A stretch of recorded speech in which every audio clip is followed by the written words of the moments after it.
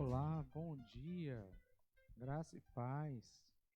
Esse lindo dia que o Senhor fez, Ele mesmo o separou para que estivéssemos aqui nessa hora, o adorando, estivéssemos aqui em comunhão uns com os outros e também com o nosso Deus.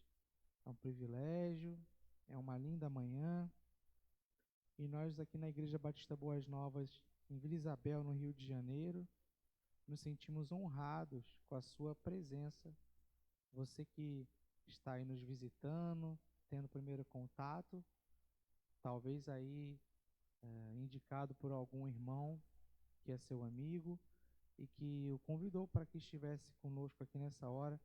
Muito obrigado pelo privilégio de tê-lo, de tê-la conosco, de ter também a oportunidade de gentilmente aberta essa porta da sua casa, nós estarmos aí nesse momento compartilhando contigo, com a tua família. Também nossas boas-vindas aos nossos irmãos, todos que somos cristãos, fazemos parte do corpo de Cristo. E você que é de outra igreja, de outra denominação, também sinta-se igualmente bem-vindo. É um prazer, um privilégio estarmos juntos, compartilhando um pouquinho sobre o que o Senhor nos tem ensinado. E nos meses nós temos aqui nos dedicado a estudarmos sobre anos que mudaram o mundo. E o texto desta manhã se encontra lá no capítulo 15 de Atos. No entanto, o versículo-chave que a lição nos traz, que é a lição de número 12, dessa revista que tem pelo mesmo título esse PowerPoint que está na sua telinha, Atos dos Apóstolos, 30 anos que mudaram o mundo. A lição de número 12 trata do Concílio de Jerusalém. E o versículo-chave é aquele que se encontra em Salmos 133, verso 1, que diz: Ó, como é bom e agradável viverem unidos os irmãos. Vamos orar?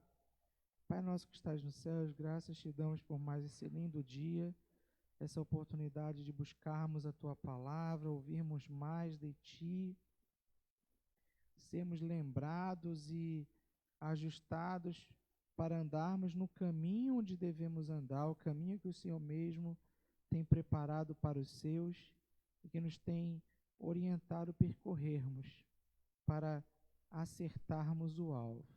Ó Deus, leva cativo as nossas mentes, os nossos corações, tira de nós toda ansiedade, toda incredulidade, tira de nós toda dúvida, tira de nós, Pai, toda e qualquer barreira racional, no consciente ou no inconsciente, seja qual for a origem, toda barreira caia em nome de Jesus, para que a Tua palavra possa penetrar como espada, penetrar e transformar o nosso caráter, transformar nossos pensamentos e também as nossas atitudes. Nós adoramos o Teu nome, porque só o nome do Senhor está acima de tudo e de todos, e só o Senhor é digno de todo louvor, toda honra e toda glória. Nós reconhecemos nossa total dependência de Ti. E Te clamamos agora nesta manhã, para que o Senhor nos ajude a avançarmos em prol do Teu reino aqui nesta terra.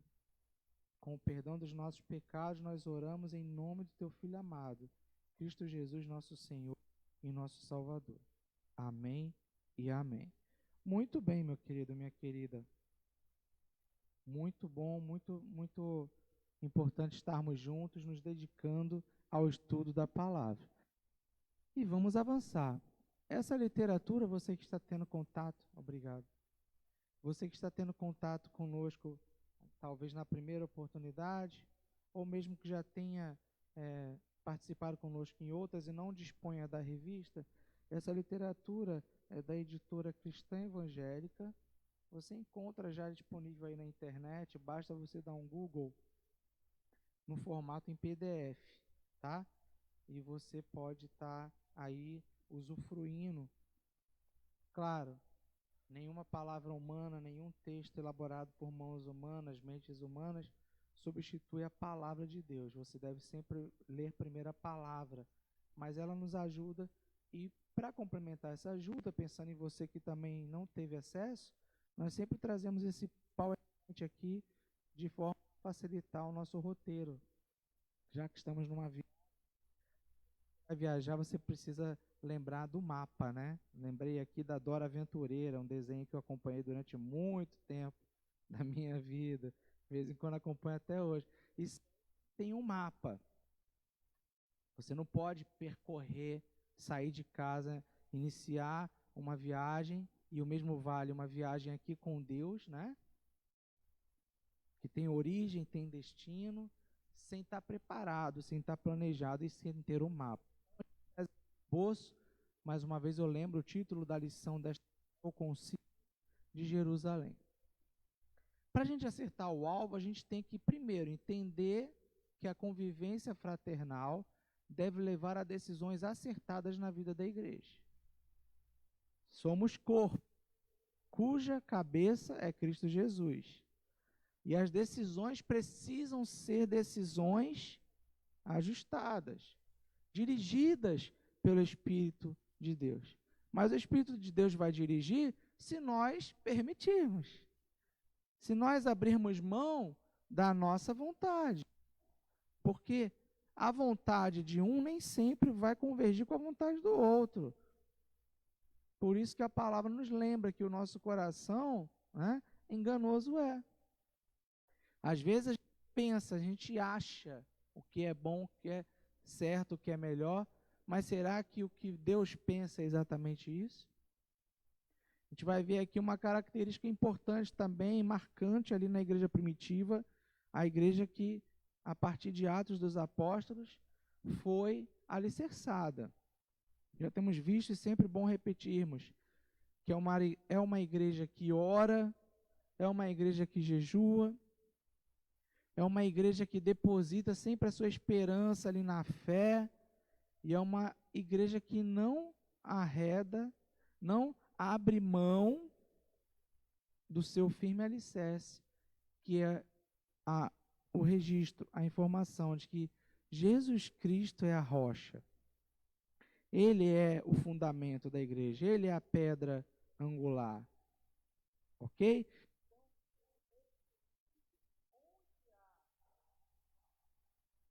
Convivência fraternal, mas como assim pessoas que não são da mesma família, não são do mesmo sangue, conviverem fraternalmente? O amor de Deus nos tornou irmãos. Amém?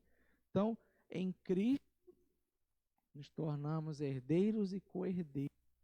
Uns parte dos outros, uns membros dos outros.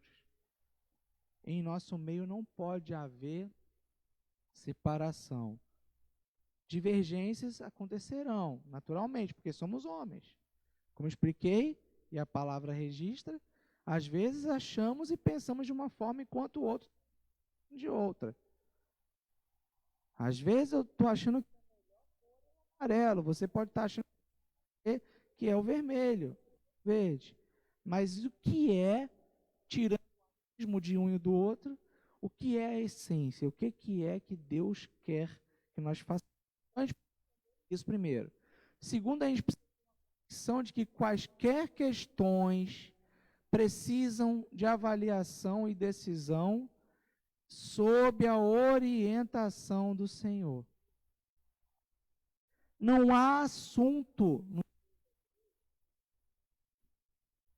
para decidir a orientação do Espírito Santo. Desde um mero planejamento para uma ação missionária, uma ação de evangelismo, aquisição de alimentos e insumos para um acampamento, separação de literatura para o estudo. Não há assunto que você possa imaginar que não, isso aqui é com a gente, que é o homem quem resolve, isso aqui a gente não vai incomodar nosso Deus, que afinal tem muita coisa para cuidar, né? Lei do engano. lei do engano. O Senhor não tem limites em seu poder. Somos nós que ficamos limitando. O Senhor se agrada que nós apresentemos tudo em que estivermos envolvidos, o que estivermos fazendo e que pensamos fazer. Ele quer fazer parte dessa história. Amém? Então, entender que a convivência fraternal leva a decisões corretas, porque estão sob a orientação do Senhor. Não adianta ser todo mundo amigo também, dizer que é irmão, toca aqui, toca ali, pá, pá, é nós. Mas não estarmos andando à luz do Espírito Santo do nosso Deus. Finalmente, a gente vai entender, está no alvo, né, o objetivo da lição, que é preciso agir. Não basta você saber, sentir. Muitas vezes a gente para aqui, né, no sentir, emoção, tal. Precisamos agir. Como assim agir? Buscar, como os cristãos primitivos, solução para os problemas da igreja. Essa solução baseada nos princípios divinos. Então nós temos os princípios e divinos revelados na palavra de Deus. Eles são a nossa base. Surgiu alguma divergência? Não vamos fugir da divergência, mas vamos, sob a luz da direção do Espírito de Deus, baseados, portanto, em princípios divinos, fazer como os nossos irmãos primitivos lá na igreja cristã original, buscar solução para os problemas da igreja. Tem problema na igreja? Tem, toda igreja tem problema, desde o início. Jesus disse que veio, uma vez indagado, né, como era possível ele andar com pecadores, cobradores de impostos, exploradores do povo, andar com fariseus que estavam se convertendo, andar com pescadores, conversar com ladrões, com adúlteros. Como era possível isso, o Messias se misturar? Né? Jesus disse que veio exatamente para quem era doente, para quem precisava ser tratado, curado. E, portanto, se você não sabe, na igreja, a igreja é constituída por pessoas que são pessoas falhas, frágeis. A diferença entre nós e aquelas que ainda não estão no seio do Pai é que nós, sabendo das nossas limitações, reconhecemos que precisamos nos arrepender dos nossos pecados e confessamos Jesus Cristo como nosso Senhor e Salvador. Ele que pagou ali na cruz, no Calvário, pelos pecados, pelos erros de toda a humanidade. Então, uma vez com essa consciência, estamos aqui na casa do Pai. É claro que não devemos persistir em errar, mas nos submeter ao nosso Deus para sermos aperfeiçoados até a sua volta. Então, tem problema na igreja? Tem. Tinha lá no início. E essa lição vai falar um pouquinho sobre isso. Porque tem muita gente que acha um absurdo, não existe isso. Quer viver num mundo que não existe, um mundo que não é real. Ou fica querendo justificar em decisões, por exemplo, de abandono, de separação, o fato de encontrar algo que lá fora já encontrava na sociedade e que jamais esperava encontrar na igreja, como divergências. Mas a gente vai ver aqui que, claro, tem divergência em como tratar, tem divergência. Tem distinção em como tratar essas divergências, sendo nós a igreja do Senhor Jesus. Então, Lucas, capítulo 12, verso 48, nos traz esse texto aqui para a nossa leitura. A gente vai fazer algumas leituras, tá? Nesta manhã, você está aí com a sua Bíblia na mão? Talvez não o papel, mas aí na ponta, na tela. É bom você fazer essas leituras, printa a tela, guarda para ler depois, ou baixa a leitura, né? Porque a gente precisa permitir que o Espírito de Deus vá trabalhando, é um processo, né? Atos dos Apóstolos nos mostra muito isso também. Que é um processo na nossa caminhada. As coisas não são automáticas. Não porque Deus não possa fazer isso, Ele pode, Ele é poderoso, né? Ele tem um poder muito além daquele que nós podemos imaginar. Mas o que a Bíblia nos mostra é que Ele vem trabalhando num processo nos corações ali dos apóstolos, dos discípulos como um todo, até chegar a nós, essa palavra. E da mesma forma Ele quer trabalhar em nossos corações. A gente precisa ouvir e ouvir a palavra de Deus. Persistir em conhecer o Senhor. Então está lá, o Evangelho de Lucas, capítulo 12, verso 48, diz assim: aquele, porém, que não soube a vontade do Senhor e fez coisas dignas de reprovação, levará poucos açoites. Mas aquele a quem muito foi dado, muito lhe será exigido. E aquele a quem muito se confia, muito mais lhe pedirão. Destacando aqui essa parte, a segunda parte. Mas aquele a quem muito foi dado, muito lhe será exigido. E aquele a quem muito se confia, muito mais lhe pedirão. Deus nos deu muito, Ele nos deu tudo. Hoje nós temos essa consciência, que o Espírito de Deus nos revelou isso, nos arrependemos dos nossos pecados, nós confessamos nossos pecados genuinamente arrependidos e confessamos Jesus como Senhor e Salvador, o Cristo, o ungido, o Messias prometido. Portanto, não podemos negligenciar e ficar brincando, ficar negociando com o erro, com o pecado. O Senhor também ensinou que a porta é estreita, não é verdade? Para acertar o alvo, para chegar na eternidade, o caminho é estreito. Existem alternativas no reino de Deus? Não. As alternativas são o mundo que oferece. Caminho assim, caminho assado. Jesus falou que Ele é o caminho, o único caminho, a verdade e a vida. E naturalmente, o seu padrão, o padrão divino, os princípios e valores divinos, são de excelência no nosso agir, no nosso pensar, no nosso falar. Precisamos ter um alvo, é sermos aperfeiçoados na palavra, na direção do Espírito de Deus em nossas vidas, em tudo que fizermos, tudo mesmo, para não sairmos do nível esperado pelo Senhor. É claro que somos pecadores, a gente vai falar, nós erramos, é difícil ser excelente, mas o padrão de Jesus é o padrão de excelência. E Paulo nos ensina que nós precisamos perseverar, sempre tendo por alvo atingir a mente de Cristo, o padrão de Cristo. Não há outro alvo para a caminhada do crente. Por quê? Porque muito nos foi dado, tudo nos foi dado. E se tudo nos foi dado, muito nos será exigido. Não há como ficarmos errando como no passado e justificando ainda querendo usar a palavra. Somos todos pecadores mesmos. É só pela graça. Não há nada que eu possa fazer para ser salvo. Sim, isso é verdade.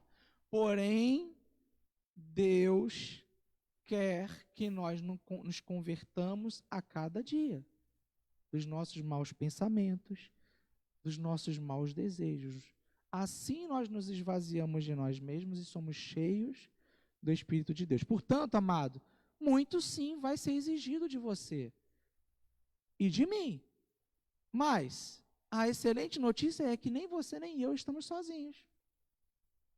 Temos um ao outro para edificar, para orar, para abençoar. Somos o corpo de Cristo e temos a cabeça, que é Jesus Cristo,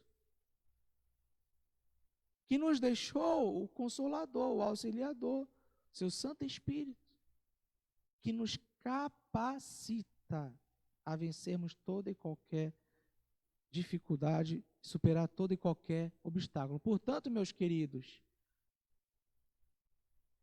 a quem muito foi dado, muito será exigido. E a quem muito se confia, muito mais pedirão. Deus não trabalha com média, com mediocridade. Às vezes a palavra pode parecer dura, mas é fato. Ele não quer o mais ou menos. Ele quer tudo. Porque ele é tudo e ele deu tudo. Ele deu a si mesmo. Amém? Então, o texto básico desta manhã na lição se encontra lá em Salmos 133, verso 1. Vocês já leram ali. Aqui eu vou trazer mais uma vez, porque ali está resumido, né, na revista. O texto diz assim, do verso 1 ao verso 3, para a gente ter o contexto, é bom a gente ler sempre 2 para frente, 2 para trás. Eu peguei aqui do 1 até o 3. Ó, como é bom e agradável viverem unidos os irmãos. É como óleo precioso sobre a cabeça, o qual desce pela barba, a barba de Arão, e desce para a gola de suas vestes. É como o orvalho do Hermon, que desce sobre os montes de Sião. Ali o Senhor ordena a sua bênção e a vida para sempre. Olha que fantástico. Compara aqui com a unção, né? Ó, como é bom e agradável viverem unidos os irmãos. Ali, onde? Onde vivem unidos os irmãos. O Senhor ordena a sua bênção e a vida para sempre. O que é que o Senhor ordena?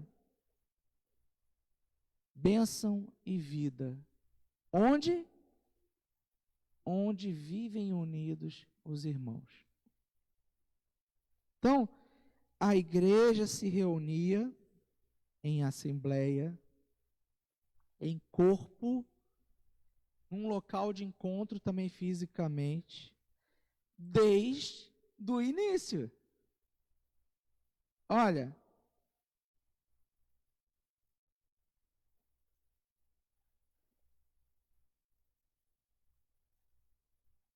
abre aí em Atos, capítulo 6, do verso 1 ao verso 7.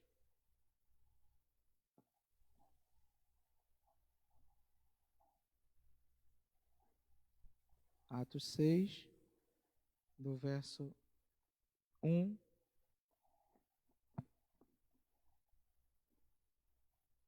ao verso 7. Diz assim, olha: naqueles dias, aumentando o número dos discípulos, surgiram murmurações dos helenistas contra os hebreus. Isto porque diziam aqueles, suas viúvas eram esquecidas na distribuição diária. Os 12 convocaram então a multidão dos discípulos e disseram: não é conveniente que abandonemos a palavra de Deus para servir às mesas. Procurai antes entre vós, irmãos, 7 homens de boa reputação, repletos de espírito e de sabedoria, e nós os encarregaremos desta tarefa. Quanto a nós, permaneceremos assíduos à oração e ao ministério da palavra. A proposta agradou a toda a multidão, e escolheram Estevão, um homem cheio de fé e do Espírito Santo, Filipe, Prócoro, Nicanor, Timon, Pármenas e Nicolau, prosélito de Antioquia. Apresentaram-nos aos apóstolos e, tendo orado, irmãos, e a palavra de Deus crescia, o número dos discípulos multiplicava-se enormemente em Jerusalém, e considerável grupo de sacerdotes a fé. Guarda também esse verso 7 aí, que depois a gente vai comentar. Mas observem, meus queridos, que eles se reuniam em assembleia. Agora, capítulo 8, verso 1 e verso 3. Saulo estava de acordo com a sua execução naquele dia. Desencadeou-se uma grande perseguição contra a igreja de Jerusalém. quem que Saulo estava perseguindo? O que está escrito na sua Bíblia? A igreja de Jerusalém. Todos, com exceção dos apóstolos, dispersaram-se pelas regiões da Judéia e da Samaria. Entretanto, alguns homens piedosos sepultaram Estevão, fazendo grandes lamentações por ele. Quanto a Saulo, devastava a igreja. Entrando pelas casas, arrancava homens e mulheres e metia-os na prisão. Então vejam vocês que existia a igreja é o corpo. E onde estava a igreja, eles iam atrás para invadir, para quebrar, para arrebentar. A igreja se reunia em assembleias, também nos lares, nas casas. Verso 31 do capítulo 9. É bom a gente investir e ler nesses textos, porque hoje em dia muita gente, equivocadamente, e por vezes alguns talvez aí até por má fé, querem ensinar que não é necessário de Deus se reunir em igrejas. O que não é bíblico. O bíblico é a ceia. Entretanto, as igrejas gozavam de paz em toda a Judéia, Galiléia e Samaria. Elas se dedicavam e andavam no temor do Senhor, repletas de consolação do Espírito Santo. Agora, capítulo 11, verso 22 e verso 26. Estamos aqui lendo vários registros que se referem à igreja. A igreja já ali, na igreja primitiva. E não como alguns querem ensinar, que foi invenção de Constantino, quando se converteu. 22 do capítulo 11. Quando chegou e viu a graça que vinha de Deus, alegrou-se e exortava a todos a permanecerem fiéis ao Senhor, com prontidão de coração. Pois era um homem bom, repleto do Espírito Santo e de fé. Assim, considerável multidão agregou-se ao Senhor. Entretanto, partiu Barnabé para Tarso à procura de Saulo. De lá, encontrando-o, conduziu-o a Antioquia. Durante um ano inteiro conviveram naquela...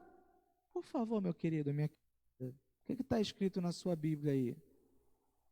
Naquela igreja. E ensinaram numerosa multidão. E foi em Antioquia que os discípulos, pela primeira vez, receberam o nome de cristãos. Tem também ainda, capítulo 12,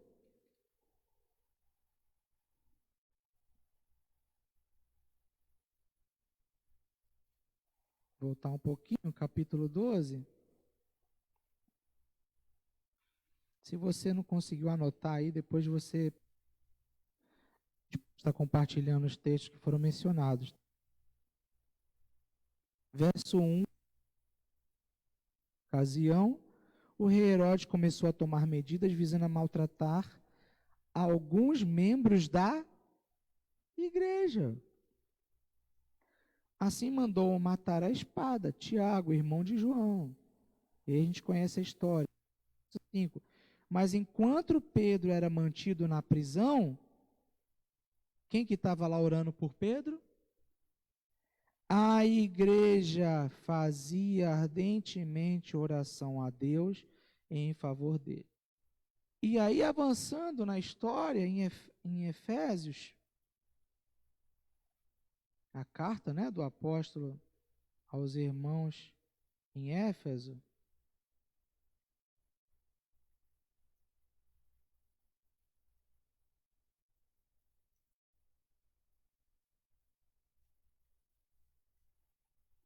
Efésios, capítulo 1,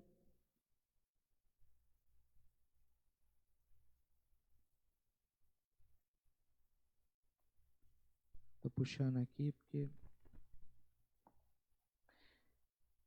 Efésios, vai abrindo aí, capítulo 1, verso 22.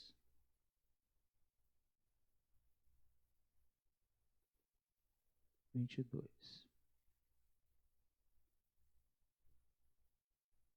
22 e 23. Achou? E sujeitou todas as coisas debaixo dos pés de Cristo, e para ser o cabeça sobre todas as coisas, o deu à igreja, a qual é o seu corpo, a plenitude dele que a tudo enche em todas as coisas. Assim, Paulo está se referindo à igreja, a sua unidade com Cristo. Cristo para ser a cabeça, ou melhor, o cabeça do corpo. E ele deu o corpo a Cristo. Efésios 1, 22 e 23. E sujeitou todas as coisas debaixo dos pés de Cristo, e para ser o cabeça sobre todas as coisas, o deu à igreja, ele deu Cristo à igreja. Ora, se a igreja, como sustentam alguns, estão aí ignorando a palavra e querendo trazer falsos ensinamentos, reportando ao tempo de Constantino, quando Constantino teria se convertido à igreja, que ele tinha iniciado essa história de igreja, de templo. Amados, do início, a igreja era o corpo, submetida ao cabeça, que é Cristo Jesus. E ela se lares nas casas, mas ela se reunia em assembleia, em uma organização, em um corpo. Há várias referências a esse nome, a igreja, diferente de sinagoga, por exemplo. E o princípio é esse. Agora, é claro, a igreja ia crescendo, não ia caber nos lares, né? E se já não era mais um cenário, à medida que a história vai avançando, plena permissão, onde proibia-se até o encontro em espaços físicos, era natural o desdobramento disso em se reunir em locais físicos maiores. Ok? Então, tem gente que ensina que foi coisa só de Constantino e que ensina que a igreja é invenção humana. Tem um celular próximo aqui, essa voz não foi nenhuma revelação não, tá? Vocês devem ter ouvido, foi uma voz ali do Google no celular que alguém deixou aqui perto, carregando. Sem problemas, vamos avançar. Hoje em dia a gente tem que explicar tudo, né? Porque os microfones captam tudo, né? Então, o Espírito não falou ali com essa voz, tá? Ó, como é bom e agradável viverem os irmãos. Nós vamos concordar com essa frase do salmista? Será que todo mundo concorda? Muitas vezes você escuta falar, né? Olha, lá no trabalho, na escola, na vizinhança, eu preciso ser cordial e gentil com todo mundo. Mas é difícil ser amigo de todos. Mas a amizade que está se falando aqui é o padrão de Deus, é o padrão divino. Não estamos falando de concordância em tudo, mas no que é essencial. Não é admissível um irmão virando a cara para o outro. Isso não pode acontecer. Agora, será que a real é essa? Nós concordamos com a afirmação de que é agradável viverem unidos os irmãos? O que significa viverem unidos? Será que temos desenvolvido uma convivência agradável em nosso meio? Tem um ditado antigo, Eu aprendi isso aí, e depois eu fui ver que também os ditados têm as origens no país, né? São ditados regionais, e que cada um vai regionalizando ali para a sua cultura, do seu estado, da sua cidade. Mas diz assim, ó, mas quando eu falo esse lá em casa, né? Quando um não quer, dois não brigam. Esse ensinamento é feito muito para irmãos, né? Irmãos sanguíneos. Pura verdade. Atitude. Se eu decido não tumultuar, não trazer confusão, óbvio que não vai haver confusão. Ou alguém vai. Então, qual tem sido a minha atitude? Isso vale para a esfera onde você vive. Não é só lá para o local do trabalho, né? Ou na vizinhança. Vale em todo canto. Aliás, porque você é cristão, você precisa padrão firmado nos princípios e valores de Cristo. Não quer dizer ser politicamente correto, amigo. A amizade vai além. Por isso que a Bíblia fala que existe amigo mais chegado que um irmão, né? Jesus é esse padrão da amizade. Agora, porque Jesus é o amigo, ele concordava com adultério, com assalto, com assassinato? Não. Inclusive, ele era acusado de amigo de pecadores, né? Pensa nisso. Temos tido sabedoria, temor a Deus e discernimento espiritual para buscar a solução para os problemas que a igreja enfrenta? Porque, meu querido, minha querida, sempre a igreja tentará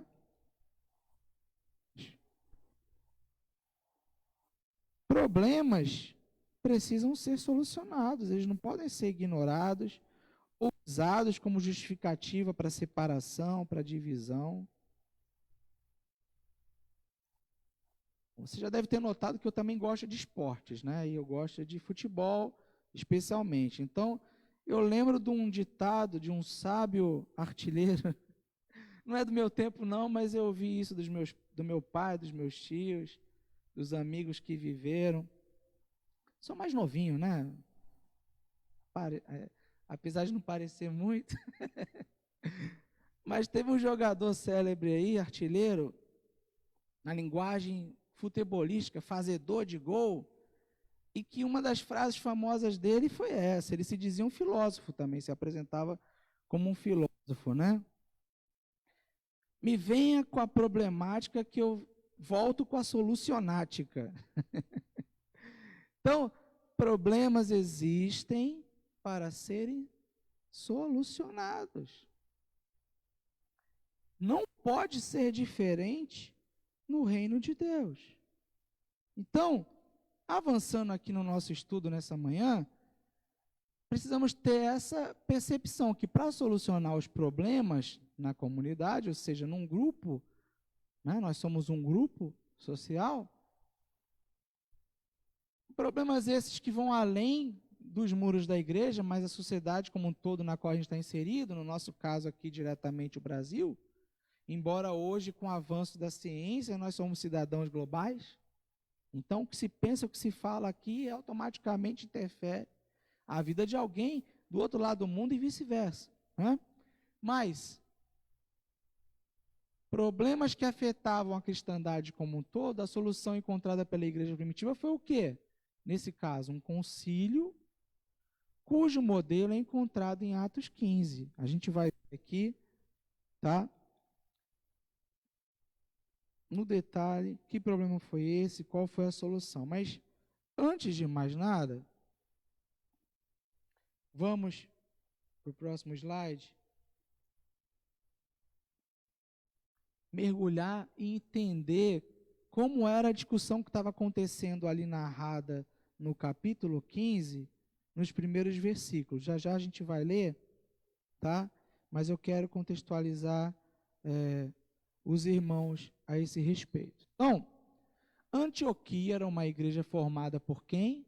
Por judeus da diáspora. A diáspora, a gente lembra que é quando os judeus foram espalhados pela terra.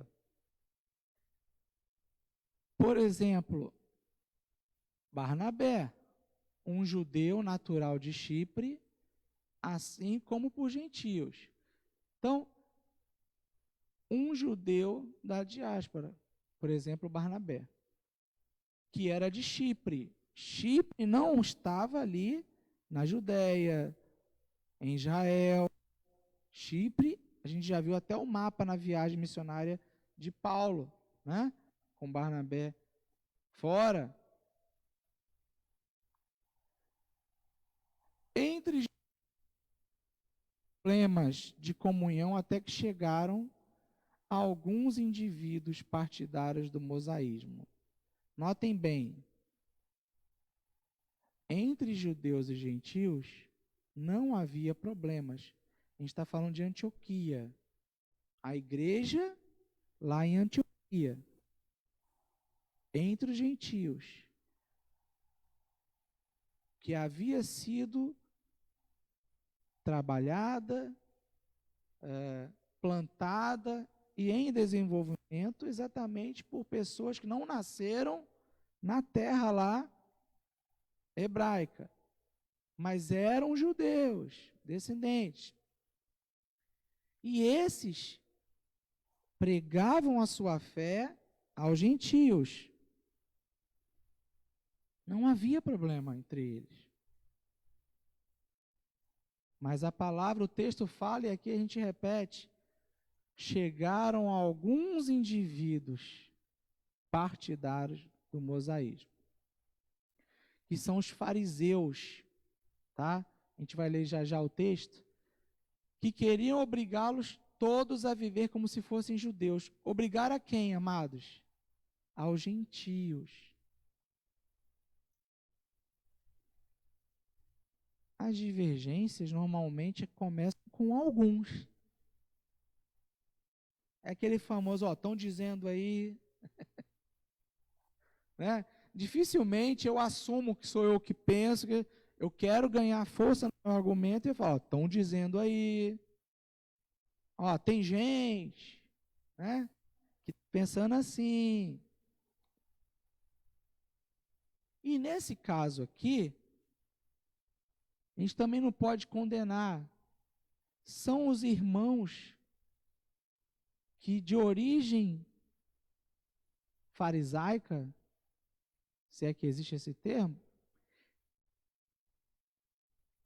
eles tinham esse entendimento, aquele entendimento da salvação primeiro para o reino, o povo originalmente eleito, e que, portanto, não havia problema em outros se converterem, no entanto, eles tinham que ser e fazer igual ao judeu de berço, inclusive fazendo a circuncisão. Agora, vocês lembram que agora há pouco a gente leu Atos 6? Vamos voltar lá. Eu pedi para vocês guardarem no coração de vocês. Capítulo 6, verso 1 ao 7. O verso 7 mostra exatamente isso. Que entre os convertidos estavam também fariseus. Porque a palavra de Deus crescia. E os fariseus foram despertados pelo Espírito de Deus. 7. A palavra de Deus crescia, o número dos discípulos multiplicavam-se enormemente em Jerusalém. E considerável grupo de sacerdotes obedecia à fé. Está aí. Parte ali daqueles homens que eram contrários a Jesus quando Jesus aqui esteve, responsáveis pela sua condenação injusta e cruel e execução, boa parte deles tinha se convertido. Onde a palavra de Deus está presente, há conversão. Nós não temos como mensurar isso. Mas há conversão. Isso não acontece apenas aqui agora no Novo Testamento. Se a gente prestar atenção, quando os hebreus, liderados por Moisés, orientados por Deus, foram libertos da escravidão no Egito, foram apenas hebreus, sangue puro, que saíram de lá, convertidos ao Jeová? Não, há outros povos ali, prestem atenção nisso, há outras culturas. Agora, como temos sido lembrados, há um processo, a conversão não é algo automático. Seria muito bom, né? Seria muito fácil, né? Pum, que nem videogame. Você muda ali o seu... No jogo eles chamam de vários personagens, né? Mas você muda ali a sua figura, de guerreiro você passa a caçador, tudo num piscar de olhos. Para dar exemplos aqui. Um processo, a conversão, e uma decisão, e ela precisa acontecer a todo dia. Então, não podemos julgar e dizer que esses fariseus convertidos não eram fiéis, não eram coerentes ao que haviam aprendido a vida toda e que tinham um coração ruim. Não é isso, se trata disso, assim como lá, quando saíram do Egito. Só que o berço, a cultura que eles trazem, e isso acontece com a gente também, cada um de nós tem uma origem diferenciada. Se nós não estivermos sob a orientação do Espírito de Deus em tudo, daí a importância de estudar a palavra, de estar na casa de Deus, orando, de estar junto, cuidando um do outro, para ninguém se desviar, ninguém se perder. Porque senão, o homem velho o tempo todo fica querendo vir à tona. É uma luta. E aí eles tinham esse preconceito.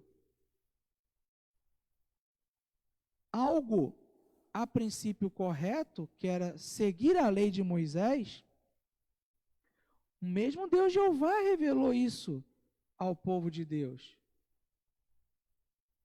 Mas agora, Jesus não se ensinava de maneira alguma que cumprir a lei salva. O que salva é a graça de Jesus. Agora tem um detalhe, que também, erroneamente, muitas vezes, nós, para o nosso benefício, dizemos o seguinte: já estamos na era da graça. Não tem problema se eu matar, roubar, destruir, cobiçar. Não! Jesus não revelou a lei. Mas nós somos salvos por Cristo Jesus, a consequência natural é nós respeitarmos nas nossas atitudes, decisões, escolhas pessoais ou coletivas, a lei. Então, a consequência. Porém, além da Torá oral, tinha a Torá escrita. A tradição dos ensinamentos da palavra foi transmitida, como qualquer outra cultura e qualquer outro povo na história, primeiro através do oral, da palavra que se repetia. A avós ensinava os netos, aí os netos viravam pais, viravam avós, o ciclo continuava. Mas, aparentemente, no escrito, o judeu, isso é uma barreira para muitos deles até hoje, os mais ortodoxos, entendiam que jamais alguém poderia se converter ou viver aquele padrão judaico sem, apesar de não de sangue, mas de cultura, de costume, de fé, seguir todos os preceitos judaicos. E esses irmãos que vinham desse berço do mosaísmo, vejam vocês, eram alguns, mas a divergência começa com alguns e depois vai ganhando corpo. E ela, normalmente, ela tem algum ponto de contato com a verdade. Não necessariamente é toda a verdade. Mas ninguém vai chegar no meio da igreja e trazer algum convencimento se não trouxer alguma parte da verdade. Não é verdade? E o inimigo, sabendo disso, ele vai agindo nessas brechas, né? Então, Atos 15, verso 5. Vamos voltar agora para o nosso texto, que é o texto do dia. Eu vou ler primeiro do verso 1 ao verso 5, ok? Na minha Bíblia tem o subtítulo Controvérsia em Antioquia. Você já achou aí na sua? Atos 15, verso 1 ao verso 5. Entretanto, haviam descido alguns da Judéia e começaram a ensinar aos irmãos. Aí que está o problema. Os caras tinham essa convicção e começaram a ensinar. Se não vos circuncidardes, segundo a norma de Moisés, não podereis salvar-vos. Surgindo daí a agitação, tornando-se veemente a discussão de Paulo e Barnabé, decidiu-se que Paulo e Barnabé e alguns outros dos seus subiriam a Jerusalém, aos apóstolos e anciãos, para tratar.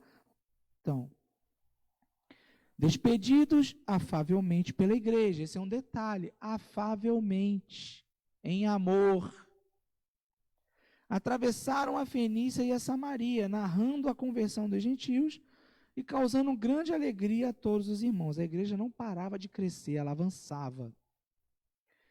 Paulo e Barnabé era a missão dada, a missão cumprida. Eles foram chamados para os gentios.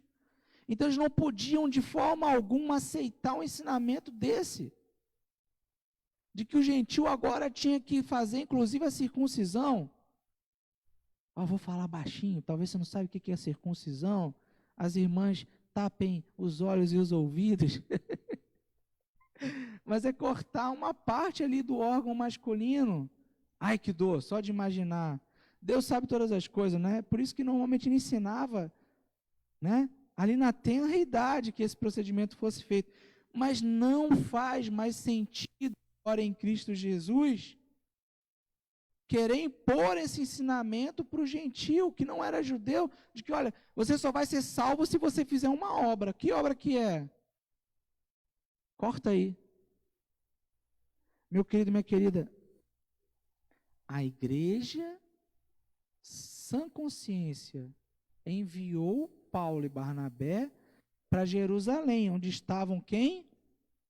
Os apóstolos, a liderança, a autoridade da igreja estabelecida por Cristo Jesus. Quando se fala que despedidos afavelmente pela igreja, não é só tchau, tchau, partiu, não.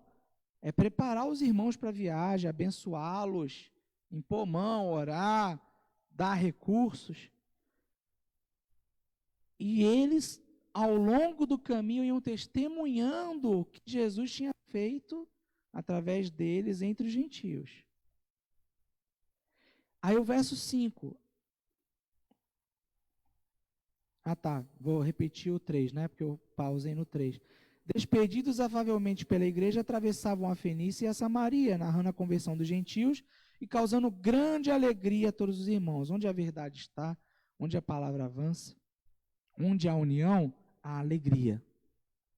Chegados a Jerusalém, foram acolhidos pela igreja, pelos apóstolos e anciãos, e relataram tudo o que Deus fez no meio deles.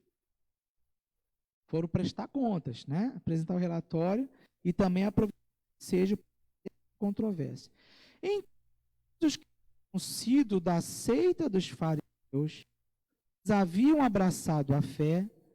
Note o detalhe, é muito claro que eram convertidos. Está dizendo que haviam sido da seita, não eram mais. Dizia que preciso circuncidar os gentios, ver-lhes que observassem a lei de Moisés. Reuniram-se, pois, os apóstolos e os anciãos para examinarem o problema. Tornando-se acesa a discussão, levantou-se Pedro e disse. E aí a gente vai ver até o discurso de Pedro, mas, amados, não há problemas em dúvidas. Mas ao surgirem dúvidas, que sejam levadas à liderança, para juntos orarmos, estudarmos. Isso vale ali naquele tempo e vale hoje também. Para, sob a direção do Espírito de Deus, entendemos e chegarmos não ao nosso consenso, mas ao centro da vontade de Deus. Porque às vezes a gente tem consenso humano e está longe da vontade de Deus. Os homens são capazes de combinar tudo, até de matar uma terceira pessoa, homens combinam, ou não. Então, se eles, ao invés de começarem ensinando isso entre os gentios, eles vieram da Judéia para ensinar esse ensinamento errado ali em Antioquia. Mas aqui também pelo texto fica claro que mesmo em Jerusalém, isso não se tratava apenas de ex-fariseus. Havia alguns judeus que tinham esse mesmo pensamento. Mas outro fato é, Deus controla, Ele domina toda a história. Ele permitiu aquilo ali também acontecer, para que a igreja caminhasse fortalecida, num só sentido. Então, não tinha problema lá em Antioquia, a gente viu isso lá entre Paulo e Barnabé. Mas, assim como Pedro tinha aprendido lá com o episódio de Cornélio, Deus não faz pessoas, e a salvação vem para todos. Deus revelou isso no coração de Pedro. Pedro entendeu que não é para obrigar nenhum gentil a seguir ritos. Agora, a essência, a palavra, o ensinamento de Cristo, disso não se abre mão, jamais se dá. Então,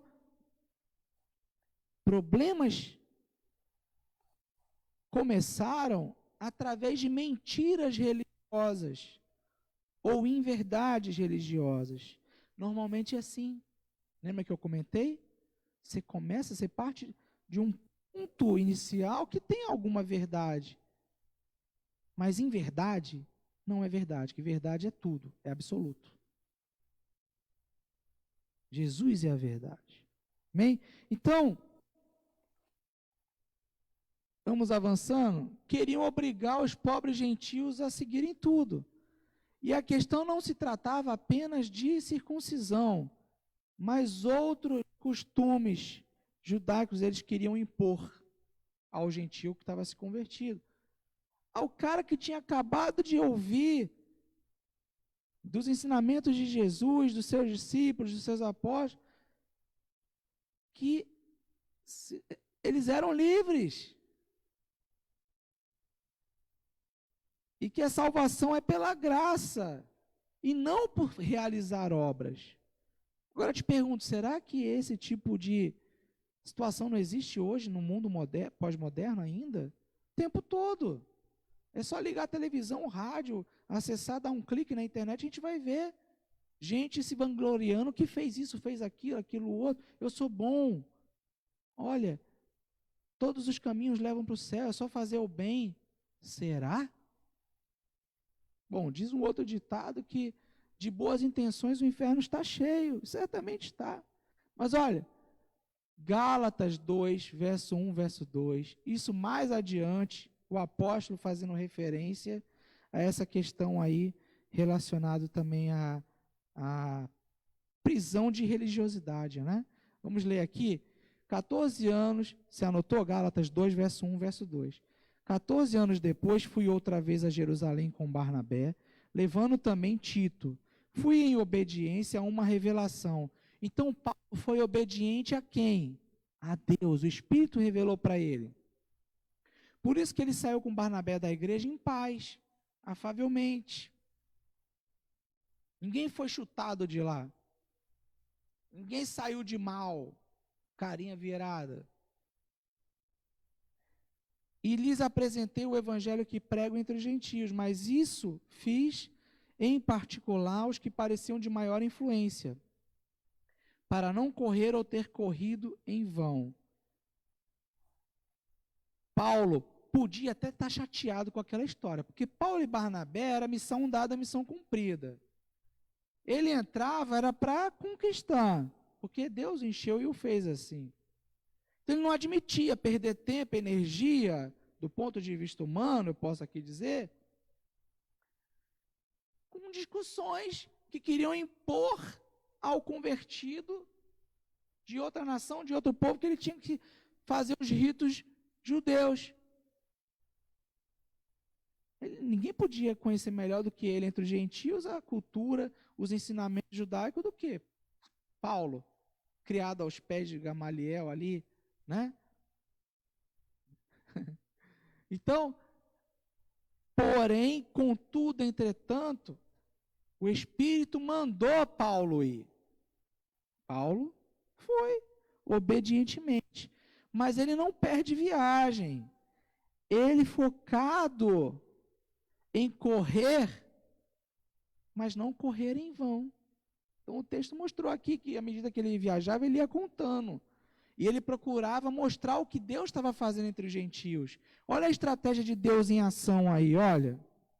Ao mesmo tempo que a controvérsia começou com alguns e tinha um ensinamento entre os gentios para eles se salvarem obedecendo os preceitos judaicos, olha o que Deus estava fazendo. Deu oportunidade de Paulo e Barnabé indo para Jerusalém, autorizados pela própria igreja, onde também estavam aqueles que ensinavam as coisas erradas, ou seja, sob a bênção da igreja, ir para Jerusalém. E na viagem ele já ia fazendo esse cuidado de mostrar o que Deus tinha feito. Temos feito isso também? Reflexão, né? O mundo sofre ataque do maligno o tempo todo. Mas será que nós, em nossa viagem, no dia a dia, temos mostrado para esses que estão lá fora, que ainda não estão no seio do Senhor, um dia estarão, mas temos mostrado as maravilhas que o Senhor tem feito em nós? E aqueles que, assim como esses que estão lá fora hoje, estavam até ontem, mas ontem receber o Senhor, nós estamos nessa situação também. Temos aproveitado essa viagem para falar sobre isso? Nós vamos já concluir esse domingo que vem a gente continua, tá? Gálatas 2,6 diz, e quanto àqueles que pareciam ser alguma coisa, o que eles foram no passado não me interessa. Deus não aceita a aparência do homem. Esses, digo, que pareciam ser de maior influência, nada me acrescentaram. Paulo também não está acusando nem condenando os fariseus, não. Olha, ele está dizendo aqui, lá em Gálatas, em referência ao que aconteceu nessa época em Atos, que o que aconteceu no passado, com aqueles que vinham da seita, interessava, assim como não interessa para a vida dele. Ele também não veio daquele berço? Então, meu querido, minha querida, Deus não faz acepção. Amém? E aqui é um vídeo de 3 minutinhos, eu queria concluir mostrando esse, para que vocês vejam como era o nível que a Escritura aqui traz, mas às vezes você não percebe. Que se discutia, entre aspas, discutir é conversar, não era um arrancando a barba do outro, não é isso. A discussão, às vezes, até tem momentos que as palavras são exaltadas, né, e outras menos. Mas olha, vamos assistir juntos aqui a um breve vídeo desse texto. Vale a pena você ouvir.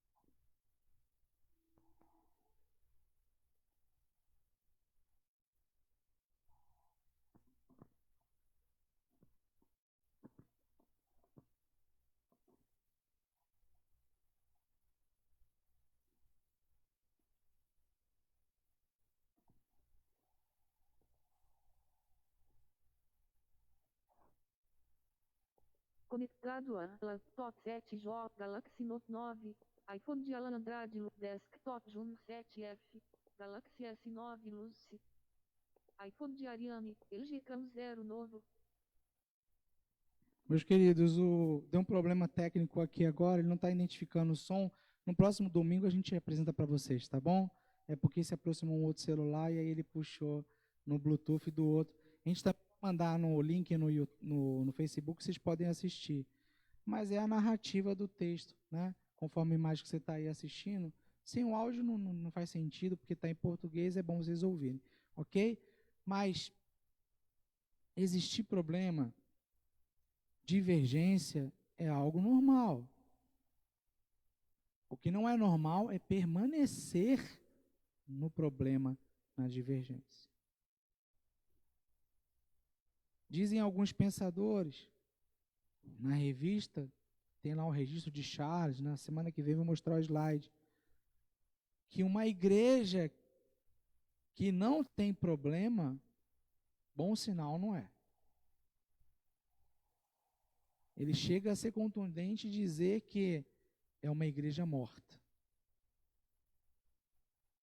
Porque onde há gente de origem diferente, de história diferente, e todos que precisam ali como pedras.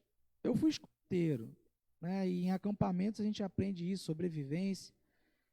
E você aprende até a tirar fogo de pedra, de atrito.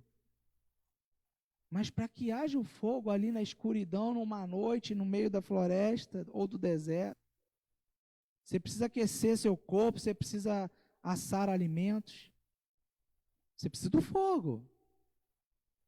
E o fogo, ele sai, além do ar que vai alimentá-lo, naturalmente, o oxigênio, ele precisa existir. E o fogo vem à existência a partir do atrito entre as pedras de formatos diferentes, de níveis de rigidez diferentes, de cores diferentes, de aspereza diferente, para que, atritando uma na outra, naturalmente com alguém que controla aquele atrito, impulsionar aquele fogo para aquecer as noites. Não estamos dizendo, e nem a palavra diz que tem que brigar, porque tem que brigar todo dia, porque o pastor falou que se não tiver briga não é bom sinal. Não é briga, é divergência. E divergência de entendimento do que é essencial, do que é a palavra. Ali a gente está falando e aprendendo de doutrina bíblica, e não de achismo de um grupo ou de outro. Amém? Então, que esse ensinamento produza o necessário, a necessária correção, ajuste na nossa caminhada, porque aqui estaremos até a volta de Cristo Jesus.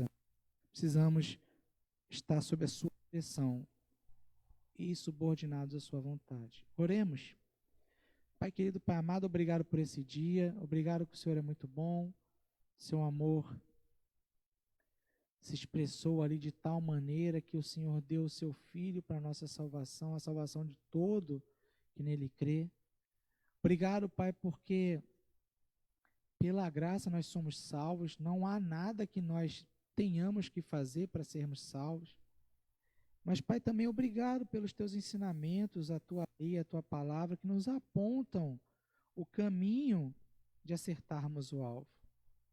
Assim nós, Pai, porque somos salvos pela graça redentora de Cristo Jesus, nós te pedimos que o Senhor nos ajude a, consequentemente, nós cumprirmos a sua vontade. Pai, o Senhor, de certa forma, o Senhor Jesus perguntado sobre quais eram os maiores mandamentos.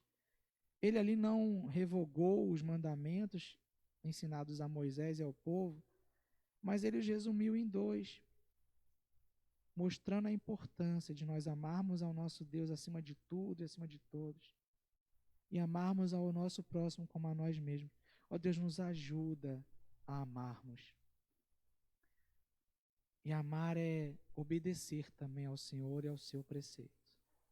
Fortalece os nossos corações, aumenta a nossa fé e dá-nos o discernimento necessário, a começar por aqui em nós, mas até os lares, na tua palavra nessa hora, que sejam cheios do teu Santo Espírito, que sejam ali aperfeiçoados aqueles que já são lavados e remidos pelo sangue de Jesus, e aqueles que ainda não tiveram esse encontro com Cristo Jesus, seus corações sejam agora convencidos, convertidos pelo poder da tua palavra. Dá-nos um dia aqui abençoado ainda agora em continuidade com o culto ao Senhor, que o seu nome seja exaltado, engrandecido, e que tudo que aqui for feito seja para a tua honra, para a tua glória, Senhor. Se nós oramos com perdão dos nossos pecados, em nome de Jesus, amém, amém. Um beijão, um abraço, até o próximo domingo, onde estaremos juntos, e aqueles que puderem também presencialmente, aqui para a palavra. Um beijo.